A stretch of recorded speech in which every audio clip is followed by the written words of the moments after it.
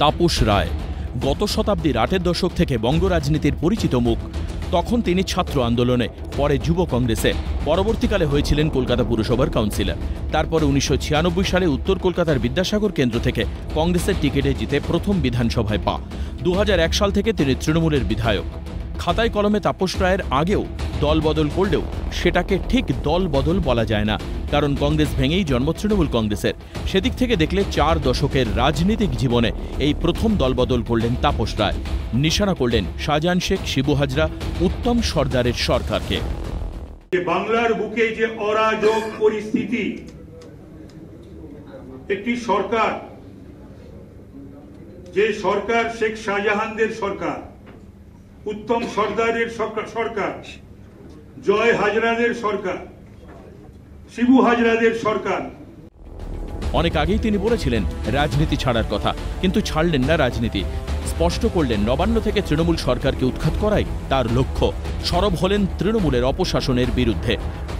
দুর্নীতি, দুর্বৃত্ত, দুর্বৃত্তায়ন, দুর্বিনীত আচরণ, দুষ্কৃতি মুক্ত করবার জন্যই বাংলার আমি বাকি যে আমার রাজনৈতিক জীবন, rest of my political life, I will devote to the cause of BJP. রাজনৈতিক জীবনের বাকি সময়টা বিজেপিতেই থাকবেন বলে জানিয়ে দিলেন তাপস রায় খোদ নিজে। সঙ্গী এখন দীর্ঘদিনের সাথী শুভেন্দু অধিকারী।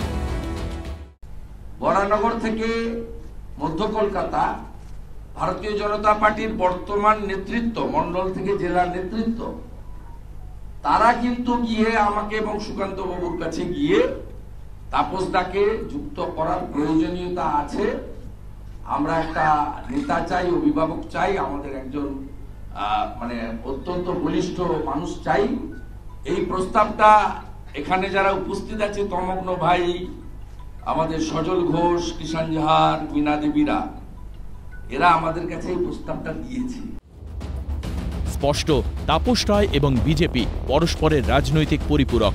এতদিন অবহেলা, উপেক্ষা, অসম্মান, অপমানের রাজনৈতিক বদলা কি নিতে পারবেন তাপস রায়?